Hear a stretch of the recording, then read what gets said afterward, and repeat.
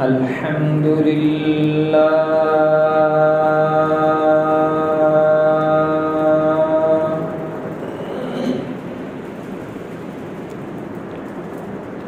الحمد لله نحمده ونستعينه ونستغفره ونؤمن به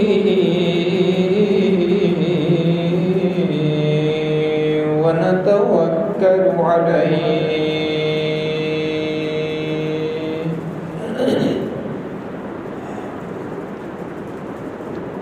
ونعوذ بالله من شرور أنفسنا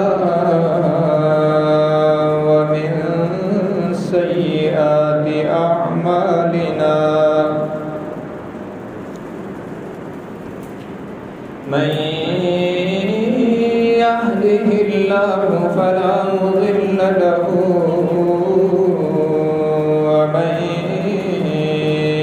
يضلله فلا هادي له ونشهد أن لا إله إلا الله وحده لا شريك له ونشهد أن سيدنا وسندنا وشفيعنا وقائدنا الأعظم وهادينا ومرشدنا ومأوانا ومرجانا ومولانا محمدا عبده ورسوله أرسله بالحق بشيرا ونذيرا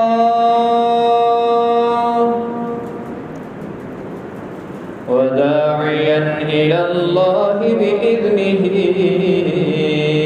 وسراجا منيرا وصلى الله تعالى عليه وعلى آله وأصحابه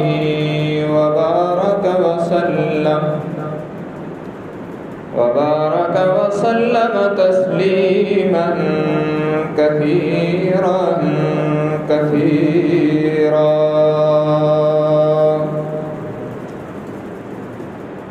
أما بعد فأعوذ بالله من الشيطان الرجيم بسم الله الرحمن الرحيم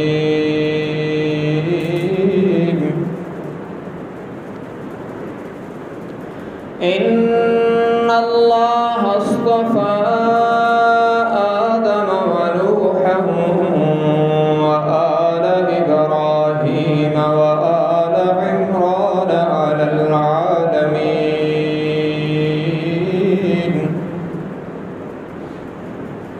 ذرية بعضها من بعض والله سميع عليم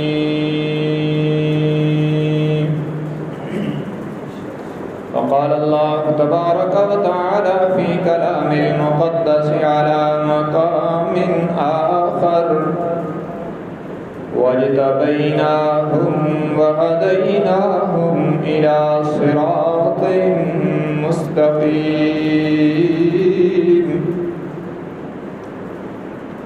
وقال الله تبارك وتعالى في كلام المقدس على مقام آخر ما كان محمد أبا أحد من رجالكم ولكن رسول الله وخاتم النبيين وكان الله بكل شيء عليما. وقال النبي صلى الله تبارك وتعالى عليه وسلم أنا خاتم النبيين لا نبي بعدي،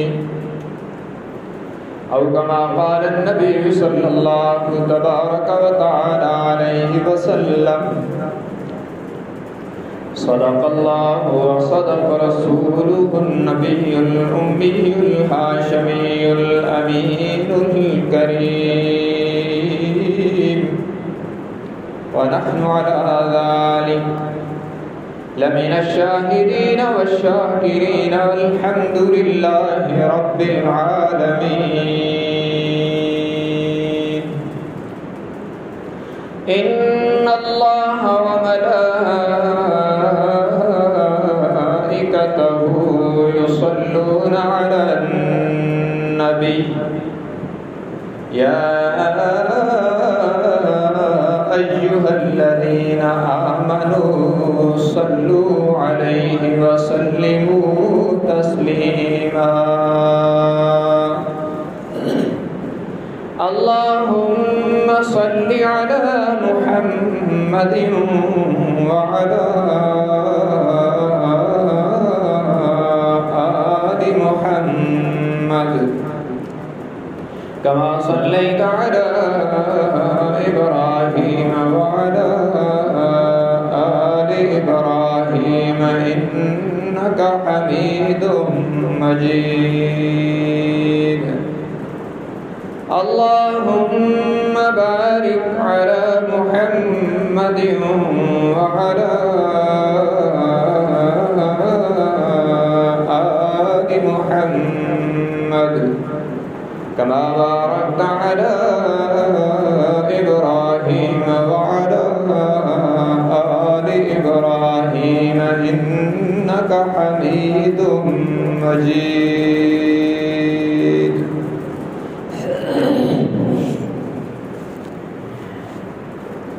حاضرین کرام قدر،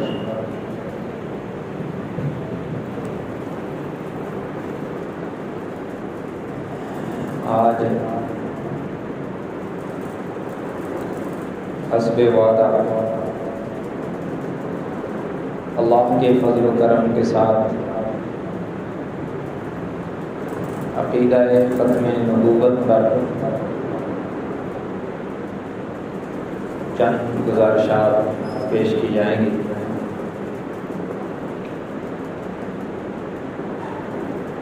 نبی کسے کہتے ہیں یا نبوت کسے کہتے ہیں، ختم النبیین کسے کہتے ہیں اور ختم نبوت کسے کہتے ہیں،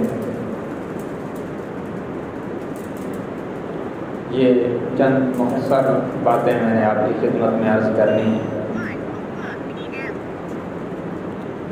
اللہ تبارک و تعالی نے انسان کو خاص اپنی بندگی کے لیے، اپنی عبادت کے لیے پیدا فرمایا، اور عبادت کا مفہوم یہ ہے کہ بندے کو جس وقت اللہ کا جو آرڈر ہے اسے اس وقت تسلیم کرنا اور اس پر عمل کرنا عبادت کہلاتا ہے. بندے سے جس وقت اللہ تبارک و تعالیٰ جو چاہتے ہیں اس وقت اللہ کی اسی چاہت کو پورا کرنے کا نام عبادت ہے. اس لفظ کا مفہوم بڑا وسیع ہے کہ جب اللہ بندے سے جو چاہتے ہیں بندہ اسی وقت اللہ کی وہی چاہت پوری کر دے، اللہ کی اسی پسند پہ عمل کر دے، اللہ کے وہ اسی حکم کو پورا کر دے تو اس کو عبادت کہتے ہیں۔ اب یہ کہ بندے کو کیسے پتہ چلے کہ اس وقت میرا رب مجھ سے کیا چاہتا ہے، یا اس وقت میرے لیے میرے اللہ کا حکم کیا ہے، یہ بندے کے لیے مشکل تھا کہ وہ ہر وقت یہ معلوم کرے کہ اس وقت کون سا وہ کام ہے جو میں کروں تو میرے اللہ کو پسند ہے، اور کون سے وہ کام ہیں جنہیں میں نے نہیں کرنا، ان کا کرنا اللہ کو ناپسند ہے، کیونکہ اللہ کی پسند کے مطابق زندگی گزارنا عبادت ہے۔ اب بندے کے لیے اللہ کی پسند کا پتہ چلانا مشکل تھا، تو اللہ نے کچھ لوگوں کو ساری انسانیت میں سے چنا، ان کا انتخاب کیا، اور پھر ان سے ڈائریکٹ یا انڈائریکٹ، واسطے کے ساتھ یا بلا واسطہ خود بات کی۔ اکثر و بیشتر جبرائیل علیہ السلام کے واسطہ سے بات کی، اور کبھی کبھی ڈائریکٹ بھی بات کی، جیسے حضرت موسیٰ کو کوہ طور پہ بلا کر بات کی، اور ہمارے پیغمبر حضرت محمد صلی اللہ علیہ وسلم کو عرش پہ بلا کر بات کی۔ بہرحال اللہ نے کچھ لوگوں کو چنا اور پھر ان سے خود بات کی، اکثر و بیشتر جبرائیل علیہ السلام کے واسطہ سے، اور کبھی بغیر واسطہ کے بھی۔ تو جن خوش نصیب ہستیوں کو اللہ نے اپنا پیغام دینے کے لیے چنا اور ان سے کلام کیا، اس مقدس جماعت کو انبیاء کہتے ہیں، ایک ایک کو نبی کہتے ہیں۔ اور کبھی ایسا نہیں ہوا کہ اللہ نے انسانیت کو بغیر نبی کے چھوڑ دیا۔ حضرت آدم علیہ السلام سب سے پہلے انسان ہیں اور سب سے پہلے نبی ہیں۔ گویا ایک لمحہ بھی اللہ نے انسانیت کو نبوت کے بغیر نہیں چھوڑا۔ حضرت آدم علیہ السلام کو اللہ نے اپنی قدرت کے ہاتھوں سے بنایا اور پھر ان میں روح ڈالی اور انہیں پہلا انسان بنایا تو پہلا نبی بھی بنایا۔ پھر جوں انسانیت بڑھتی رہی تو نبوت کا سلسلہ بھی چلتا رہا۔ حضرت آدم بھی نبی ہیں، ان کے بیٹے حضرت شیش بھی نبی ہیں، پھر آگے چلیں تو حضرت ادریس بھی نبی ہیں، حضرت نوح بھی نبی ہیں، حضرت شعیب بھی نبی ہیں، حضرت صالح بھی نبی ہیں، حضرت ہود بھی نبی ہیں، حضرت زکریا و یحییٰ بھی نبی ہیں، جناب دانیال بھی نبی ہیں، حضرت داؤد بھی نبی ہیں، حضرت اسحاق بھی نبی ہیں۔ ایک لمبی فہرست ہے، 1,24,000 کم و بیش ان خوش نصیب بندوں کی تعداد ہے جنہیں اللہ نے خود چنا اور ان سے کلام کیا اور انہیں اپنا پیغام دیا کہ میرا یہ پیغام میرے بندوں کو پہنچا دو۔ جن جن کو اللہ نے یہ پیغام دے کر بھیجا انہیں انبیاء کہتے ہیں۔ ان کو اکیلا اکیلا شمار کریں تو انہیں نبی کہتے ہیں، اور اس سسٹم کو نبوت کہتے ہیں۔ اللہ کا چننا اور پیغام دینا اور نبیوں کا اپنے بندوں تک پہنچانا، یہ جو اللہ نے نظام بنایا، اس نظام کا نام نبوت ہے۔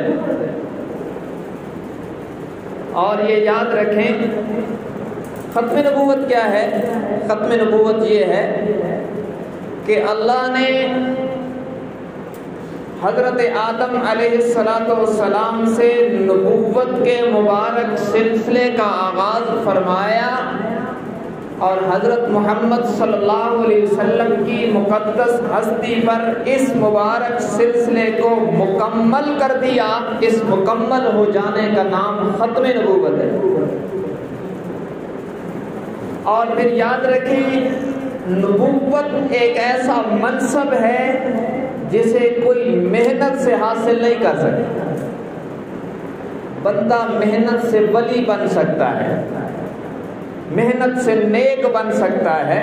جو شریعت کے مناسب ہیں محنت سے ولی بن سکتا ہے، کتب بن سکتا ہے، ابدال بن سکتا ہے، پیر بن سکتا ہے وغیرہ، عالم بن سکتا ہے، متقی بن سکتا ہے. یہ سارے شریعت کے مناسب ہیں.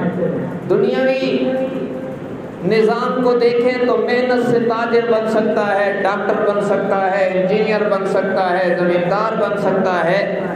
یہ درجے بھی محنت سے حاصل کیے جا سکتے ہیں. اور شریعت کے یہ جو مناصب ہیں نیچے والے، ولایت ہے، امامت ہے یا منصب علم ہے، عالم بن جانا ہے، مفتی بن جانا ہے، یہ درجے بھی محنت سے حاصل کیے جا سکتے ہیں. لیکن نبوت کا درجہ خالص رب کے انتخاب سے ملتا ہے. جسے رب چنتا ہے وہ نبی بنتا ہے، محنت سے کوئی نبی نہیں بن سکتا. تو پہلی بات یہ سمجھے نبی کی یہ خصوصیت ہے کہ ہر نبی خدا کا انتخاب تھا. اور یہاں تک کہ ان منتخب لوگوں کے آخر میں حضرت محمد صلی اللہ علیہ وسلم تشریف لائے اور جنہیں اللہ چنتے تھے اس سلسلے کو حضور کی ذات پر اللہ نے مکمل کر دیا. اس حضور صلی اللہ علیہ وسلم کی تشریف آوری کے بعد اب قیامت تک کے لیے اللہ اپنا پیغام امت تک پہنچانے کے لیے ڈائریکٹ کسی کا انتخاب نہیں فرمائے. اس کا نام ختم نبوت ہے. ہر نبی کو رب چنتا ہے.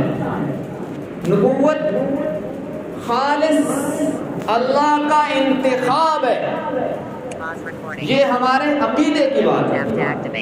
اور الحمدللہ ہمارے جو نظریات و عقائد ہیں وہ ہوا میں کی ہوئی باتیں نہیں. ہمارے عقائد کو یا قرآن سپورٹ کرتا ہے یا حضور کا فرمان سپورٹ کرتا ہے. نبوت اور ہر نبی خدا کا انتخاب ہے. یہ بات میں اپنی طرف سے نہیں کہہ رہا، یہ رب کا قرآن بتلاتا ہے. یہ تیسرا پارہ، سورت کا نام ہے آل عمران. سورت آل عمران کا چوتھا رکوع ہے اور اس کی آیت نمبر 32 ہے، 32. خود رب العالمین ایک ضابطہ بیان فرما رہے، فرمایا ان اللہ اصطفى آدم ونوحا وآل ابراہیم وآل عمران علی العالمین.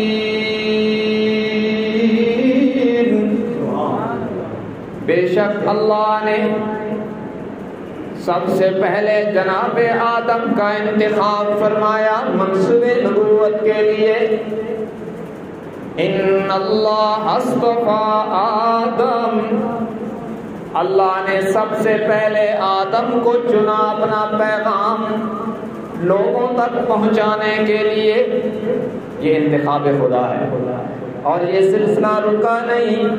ونوحا، پھر جناب نوح علیہ السلام کو چنا اور یوں کائنات میں سلسلہ چلتا رہا. ونوحا، حضرت نوح علیہ السلام کو چنا. وآل ابراہیم، پھر ابراہیم علیہ السلام کو چنا اور ان کی اولاد کو بھی چنا. اور شاید کوئی کہے جناب آل ابراہیم کا لفظ ہے، ابراہیم کا لفظ تو نہیں ہے، تو وہ آیت بھی پڑھ دیتا ہوں. 14واں پارہ سورہ نحل کا آخری رکوع اور پہلی آیت.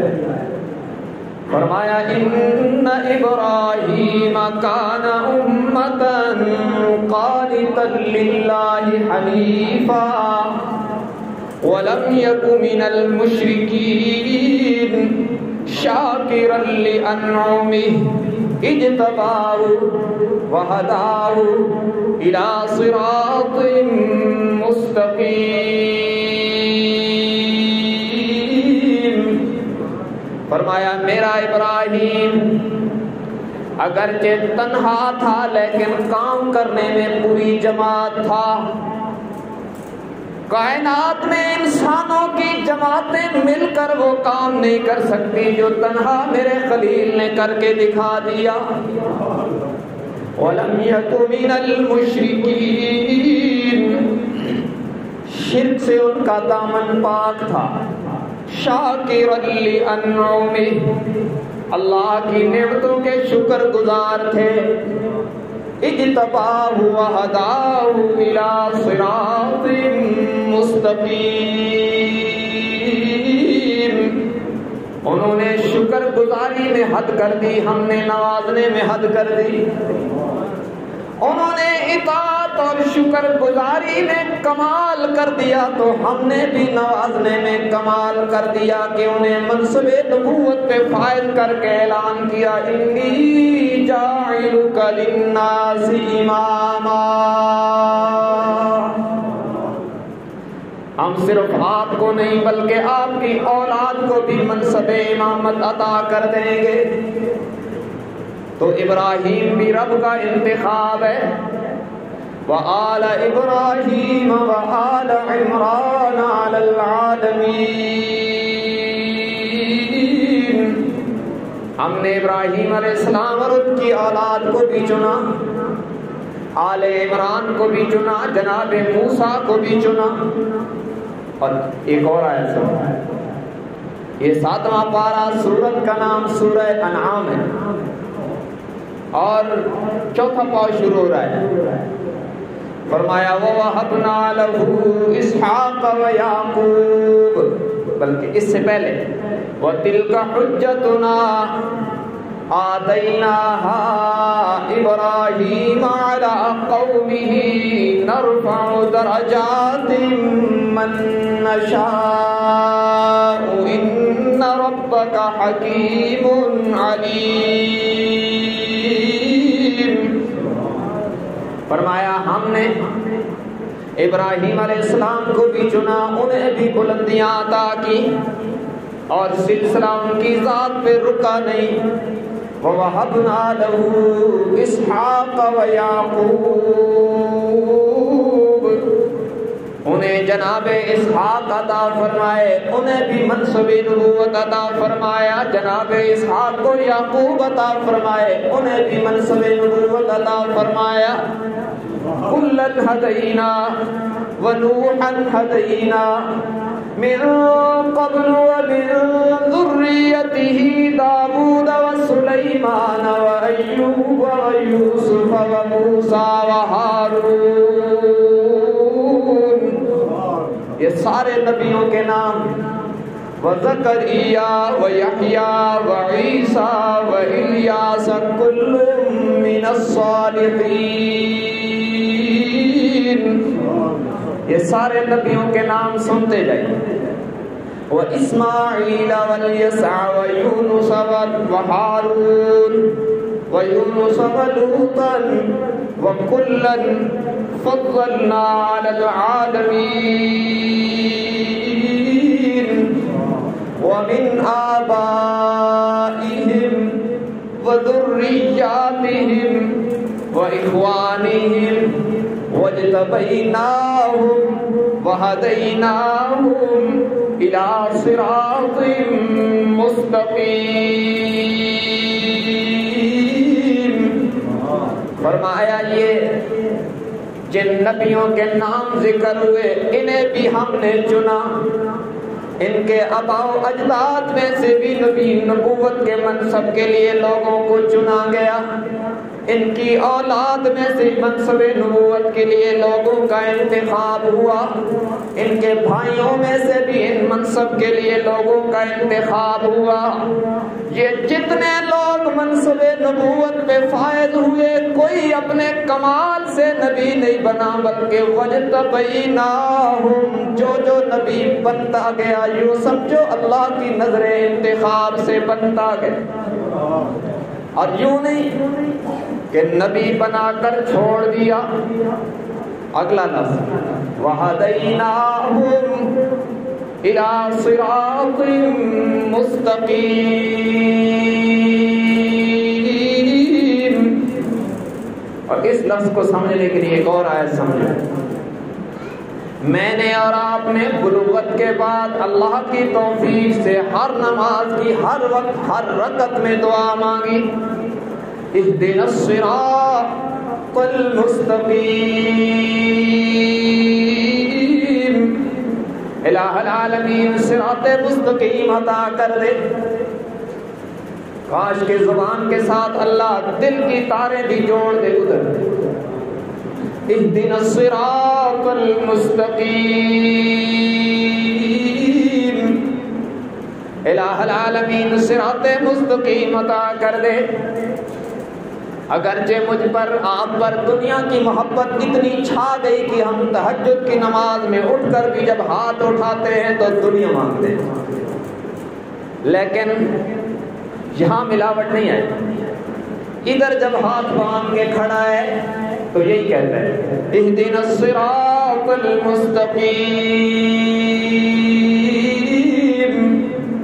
الہ العالمین تیرے سامنے کھڑے ہو کر گاڑیوں کا سوال نہیں کرتا، بینک بیلنس نہیں مانگتا، مال و دولت نہیں مانگتا، کاریں اور پہاڑیں نہیں مانگتا، یورپ کے کتے بھی کاروں میں سفر کرتے ہیں، اللہ وہ نہیں مانگتا، مجھے وہ جوہر عطا کر دے جو تیرے تک پہنچا دے۔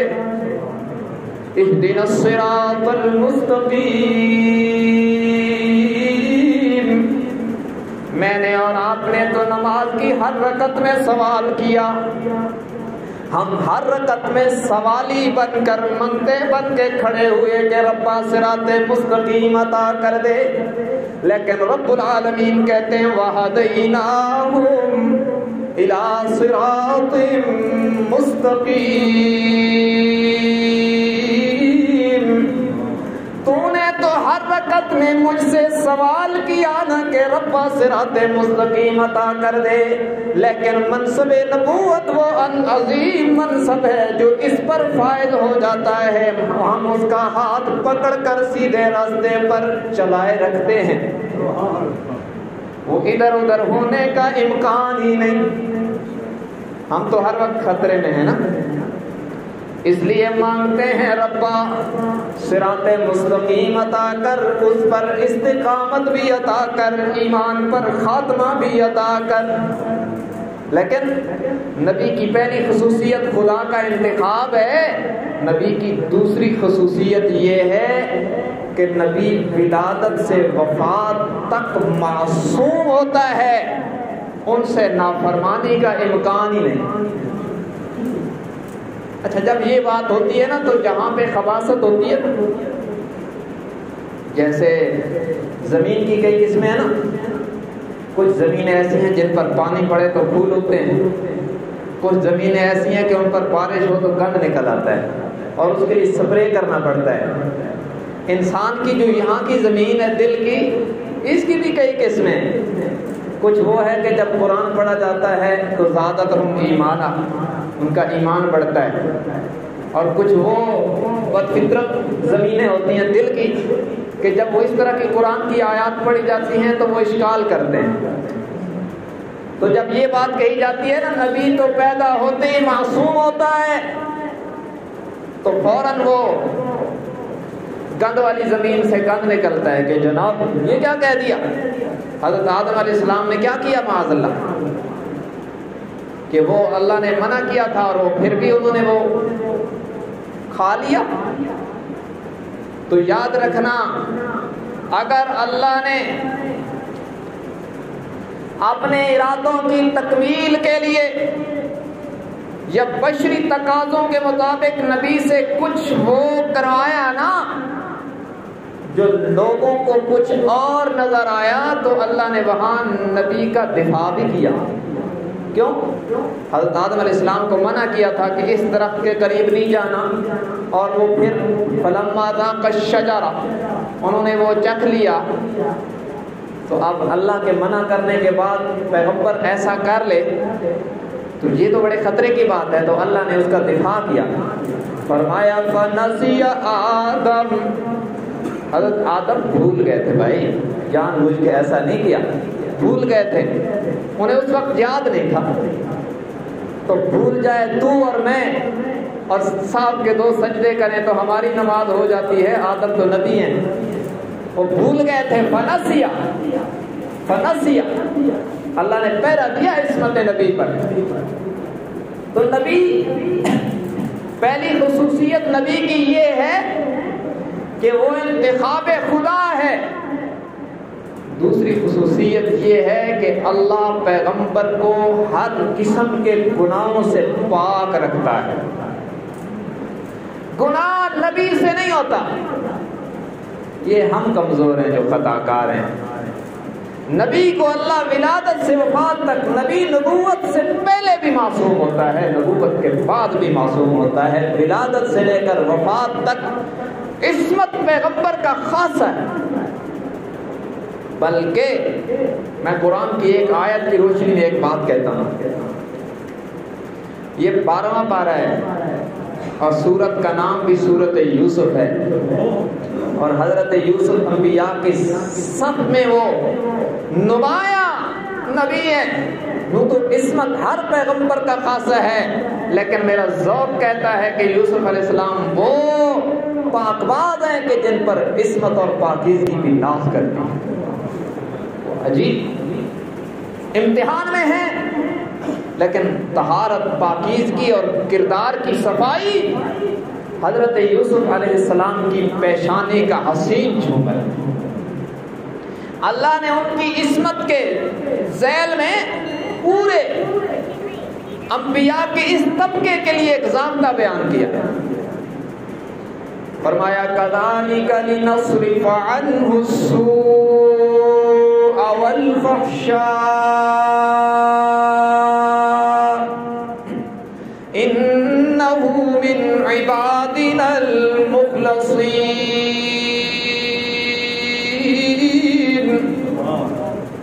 ہم نے یوسف علیہ السلام سے گناہ کو دور کر دیا. یوں دیکھیے نا, پیغمبر کا منصب اتنا بلند ہے, نبوت کا منصب اتنا عرفہ اور اعلیٰ اور اتنا بلند ہے کہ ساری انسانیت کو رب العالمین نے کہا خبردار گناہوں کے قریب نہیں جانا, لیکن گناہوں سے کہا خبردار میرے نبیوں کے قریب نہیں جانا.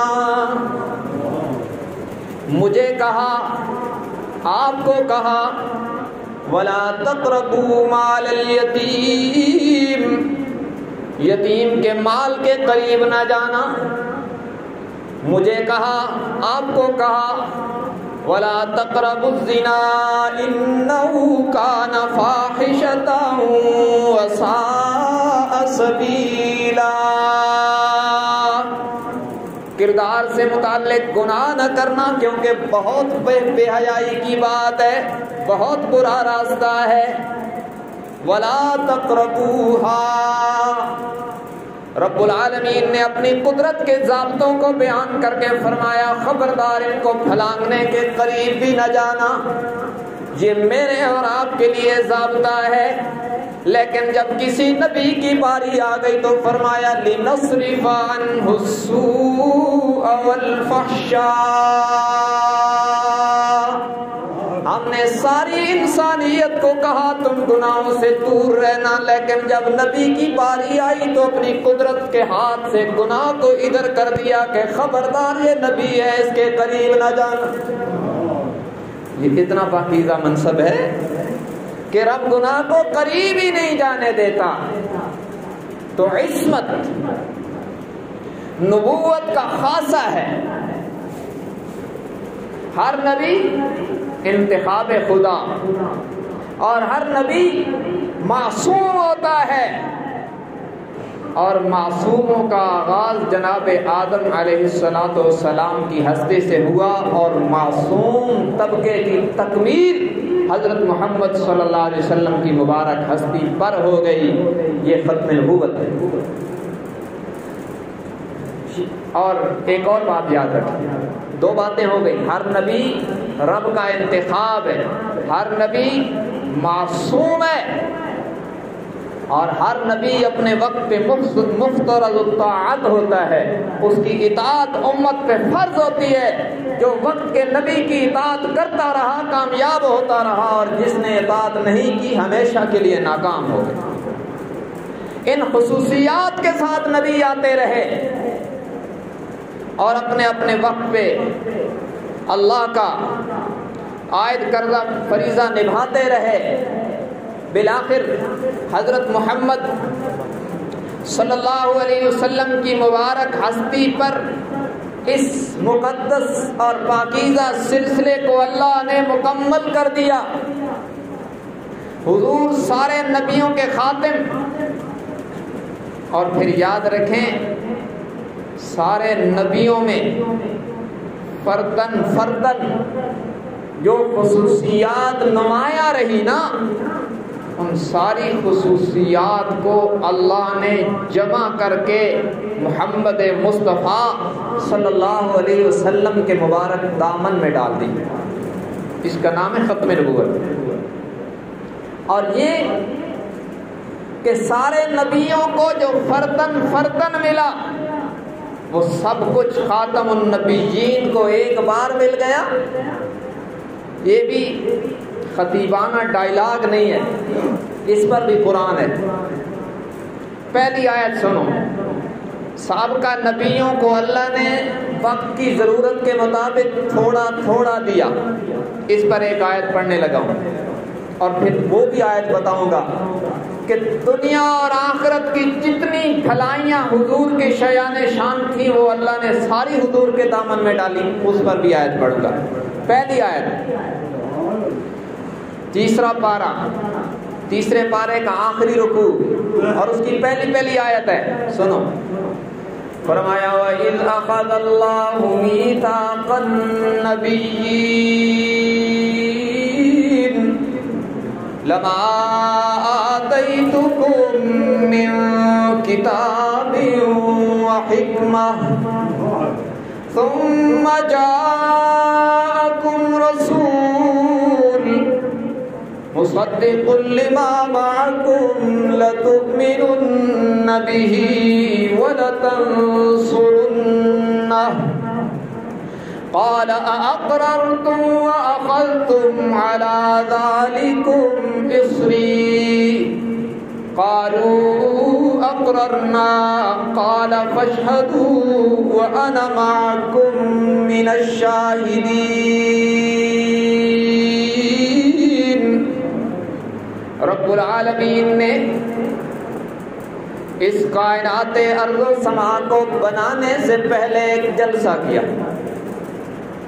اور جلسہ بڑا عظیم تھا، جس میں سننے والے مجمع کا نام انبیاء تھا، خطیب خود خدا تھا، اور موضوع شان محمد مصطفیٰ تھا۔ جلسہ بڑا عظیم تھا جس میں سامعین انبیاء ہیں اور خطیب خود خدا ہے، اور تقریر کا موضوع شان محمد مصطفیٰ ہے صلی اللہ علیہ وسلم۔ سارے نبیوں کی روحوں کو رب العالمین نے جمع کر کے فرمایا لما آتیتکم من کتاب و حکمہ، میں تمہیں منصب نبوت اور رسالت عطا کر کے اپنے اپنے زمانوں میں بھیجوں گا، اور کتاب و حکمت میں سے کچھ عطا کروں گا۔ یہ کچھ جو ہے نا، یہ من کا معنی ہے۔ یہ ہم کہتے ہیں نا کہ مجھے فلاں آدمی نے ₹1,00,000 دینا تھا، اس میں سے کچھ دے دیے۔ اس کا مطلب یہ نہیں کہ سارے دے دیے، کچھ دے دیے۔ اس کے لیے عربی میں لفظ آتا ہے من کا معنی ہوتا ہے کچھ، تھوڑا سا، تبعیض کے لیے ہے یہاں پر، یہ عربی والے جانتے ہیں۔ من اور معنوں کے لیے بھی آتا ہے، لیکن یہاں پر من تبعیض کے لیے ہے کہ کتاب و حکمت میں سے کچھ دوں گا۔ لما آتیتکم من کتاب و حکمہ، تمہیں کتاب و حکمت میں سے کچھ دوں گا. حکمت سے مراد ہے شریعت. کچھ کتاب بھی دوں گا, کچھ وقت کی ضرورت کے لیے شریعت کے احکام بھی دوں گا, لیکن وہ محدود ہوں گے. ان کا علاقہ بھی محدود ہوگا, زمانہ بھی محدود ہوگا. ثم جاءکم رسول, پھر تم سب کے بعد میرا عظیم رسول آئے گا. یہ جو ثم ہے نا, سارے نبیوں کے ذکر کے بعد ہے ثم بتاتا ہے. ثم آتا ہے بعدیت بتلانے کے لیے, تراخی کے لیے آتا ہے کہ پہلے آؤ گے تم اپنے اپنے وقت پہ. میثاق النبیین جمع ہے. پہلے آؤ گے آدم, نوح, عیسیٰ, موسیٰ وغیرہ تم, پھر تم سب کے بعد. رسول پر تنوین عظمت بتانے کے لیے ہے. فرمایا ثم جاءکم رسول, پھر تم سب کے بعد میرا عظیم رسول آئے گا. اب میرے جیسا کوئی طالب علم جب یہ آیت پڑھتا ہے تو اس کے ذہن میں سوال آتا ہے, اللہ کتنا عظیم ہوگا. قرآن کی روح بولتی ہے کہ اتنا عظیم ہوگا. یہ جن سے وعدہ لیا جا رہا ہے, لما آتیتکم من کتاب و حکمہ, جنہیں رب العالمین فرما رہے ہیں تمہیں کتاب و حکمت میں سے کچھ عطا کروں گا. یہ سارے اپنی اپنی قوموں کی طرف نبی بن کے جائیں گے. آخر میں آنے والا اللہ کا آخری رسول ان نبیوں کا بھی نبی بن کے آئے گا. کوئی مدین کا نبی ہوگا, کوئی عاد کا نبی ہوگا, کوئی صالح, کوئی قوم سمود کا نبی ہوگا, کوئی بنو اسرائیل کا نبی ہوگا. لیکن ثم جاءکم رسول, آخر میں آنے والا میرا عظیم رسول جو اس سارے سلسلے کو مکمل فرمائے گا, وہ اتنا عظیم ہوگا کہ مسجد اقصی میں دنیا دیکھے گی, سارے مقتدی بن جائیں گے, محمد امام بن جائے گا. ثم جاءکم رسول, پھر تم سب کے بعد میرا آخری رسول آئے گا. وہ کتنا عظیم ہوگا. تم اپنی اپنی قوم کو خطاب کرو گے, اپنی اپنی قوموں کی طرف نبی بن کے جاؤ گے. وَلَقَدْ أَرْسَلْنَا نُوحًا إِلَىٰ قَوْمِهِ, ہم نے نوح علیہ السلام کو اپنی قوم کی طرف بھیجا. وَإِلَىٰ مَدْيَنَ أَخَاهُمْ شُعَيْبًا, ہم نے شعیب کو ان کی قوم کی طرف بھیجا. وَإِلَىٰ عَادٍ أَخَاهُمْ هُودًا, ہم نے جناب ہود کو ان کی قوم عاد کی طرف بھیجا. وَإِلَىٰ ثَمُودَ أَخَاهُمْ صَالِحًا, ہم نے قوم سمود کی طرف جناب صالح کو بھیجا. یہ ساروں کا علاقہ بھی محدود ہوگا, زمانہ بھی محدود ہوگا, لیکن آخر میں آنے والا میرا عظیم رسول جو اس سلسلے کا خاتم بن کے آئے گا, وہ آئے گا تو اعلان ہوگا, یا ایھا الناس انی رسول اللہ الیکم جمیعا. سارے اپنے اپنی قوموں کی طرف نبی بن کے آئے تھے, لیکن آج میں اعلان کرتا ہوں میں ساری انسانیت کی طرف نبی بن کے آیا ہوں. ان کی نبوت کے بعد نبوت جاری رہی تھی, ایک کے بعد دوسرے نبی آتے رہے, لیکن اب اعلان ہے, ما کان محمد ابا احد من رجالکم ولكن رسول اللہ وخاتم النبیین. اب اعلان ہو گیا ہے ان کے آنے کے بعد کہ اب ان کے سر پہ تاج نبوت سج جانے کے بعد اللہ نے نبوت کے دروازے کو قیامت کی صبح تک بند کر دیا ہے. اب قیامت کی صبح تک منصب نبوت پر کوئی دوسرا نہیں آئے گا. فرمایا لما آتیتکم من کتاب و حکمہ، تمہیں کتاب و حکمت میں سے کچھ دوں گا. ثم جاءکم رسول، پھر تم سب کے بعد میرا آخری عظیم رسول آئے گا. انہیں کتنا دیں گے؟ اِنَّا أَعْطَيْنَاكَ الْكَوْثَرَ. یہ ہماری قوم گزارا کرتی ہے نا سورہ اخلاص اور سورہ کوثر پہ، کاش کسی سمجھے بھی سے. فرمایا اِنَّا أَعْطَيْنَاكَ الْكَوْثَرَ، انہیں تو کتاب و حکمت میں سے کچھ دوں گا، لیکن آخر میں آنے والا میرا عظیم، جب میرا عظیم رسول آئے گا تو وہ کتنا عظیم ہوگا. اِنَّا أَعْطَيْنَاكَ الْكَوْثَرَ، فرمایا میرے محبوب دنیا اور آخرت کی بھلائیاں اور خیریں جتنی مناسب اور آپ کی شیان شان تھی ہم نے ساری اٹھا کر آپ کے دامن میں ڈال دی. انہیں موسیٰ کو تورات عطا کی، جناب عیسیٰ کو انجیل عطا کی، جناب زبور کو، جناب داؤد کو زبور عطا کی. یہ کتابوں میں سے کچھ. جناب ابراہیم کو صحیفے عطا کیے. ان ھذا لفی الصحف الاولی صحف ابراہیم و موسیٰ. جناب ابراہیم کو صحیفے عطا کیے، جناب موسیٰ کو تورات بھی عطا کی، صحائف بھی عطا کیے.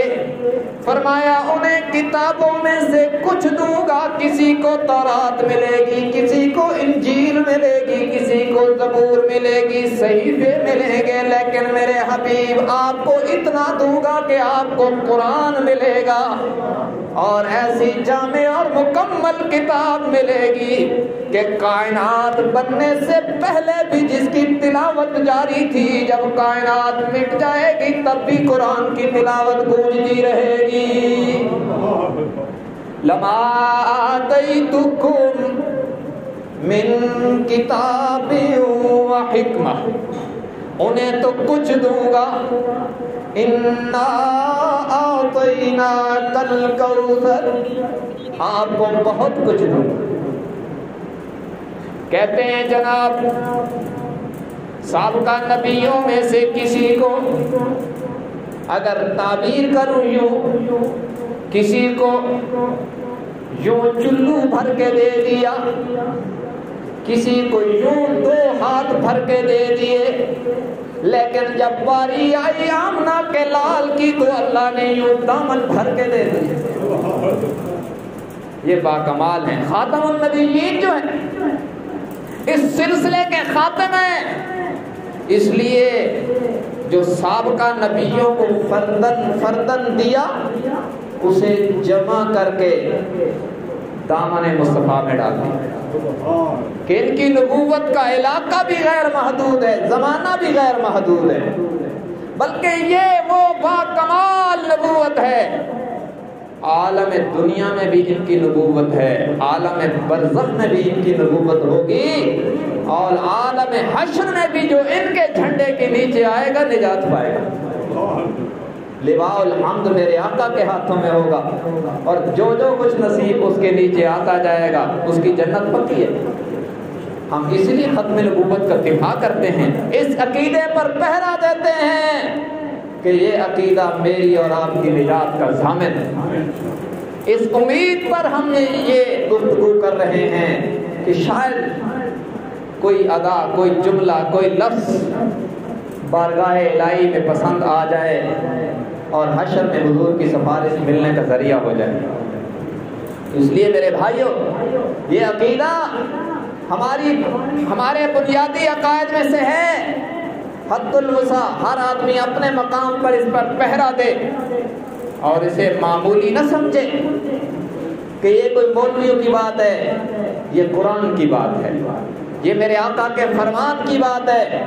اس لیے ہم عبادت سمجھ کر اور ذمہ داری سمجھ کر اس پر پہرا دیتے ہیں، دے رہے ہیں، اور انشاءاللہ جب تک آخری سانس باقی ہے پہرا دیتے رہیں گے۔ تو اسی عقیدے کی آبیاری کے لیے حضرات علماء کرام کو اللہ جزائے خیر عطا فرمائے، ہماری تبلیغی جماعت کو بھی اللہ بہت جزائے خیر عطا فرمائے، جو منصب ختم نبوت کے صدقے میں ہمیں دعوت کا کام ملا ہے، مستقل طور پر اسے لے کر چل رہے ہیں، یہ پھیلانے والے ہیں۔ اور یہ جو علماء کرام ہیں وارثان علوم نبوت، یہ جب اس منصب کی طرف کوئی میلی نگاہ سے دیکھتا ہے تو یہ دلائل کی دنیا میں اسے ہرانے والے ہیں، ان کی اپنی ڈپٹی ہے۔ تو اللہ انہیں جزائے خیر دے، یہ وقتاً فوقتاً پروگرام جلسے اور اجتماعات کر کے آپ کے ایمان کو جلا بخشتے ہیں، تازہ کرتے ہیں اور آپ کو بیدار کرتے ہیں۔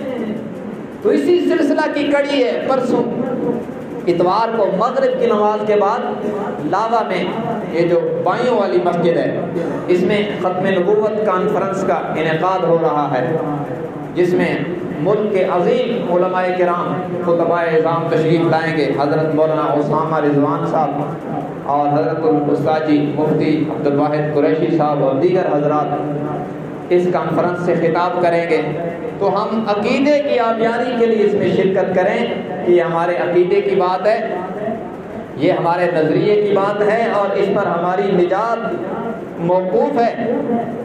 اس لیے ہم انشاءاللہ اس کانفرنس میں خود بھی شرکت کریں اور لوگوں کو بھی شرکت کی دعوت دیں۔ ویسے بھی ہم کام کاج سے فارغ ہو جائیں گے، دن کے بعد رات کے آغاز میں مغرب کی نماز کے بعد یہ کانفرنس شروع ہوگی اور عشاء مؤخر پڑھتے ہیں یہ حضرات، تو اس میں ضرور شرکت فرمائیں تاکہ ہمارے عقیدے کی آبیاری ہو۔ ہماری دعا ہے کہ رب العالمین اس کانفرنس کو اور اس طرح کے دیگر جو ایکٹیویٹیز ہو رہی ہیں دین کی اشاعت کے لیے، اسلام کی آبیاری کے لیے، ان سب کو رب العالمین کامیاب فرمائیں۔ اللہ تبارک و تعالی ہم سب کو دین حق کی صحیح سمجھ اور اس پر عمل کی توفیق عطا فرمائیں۔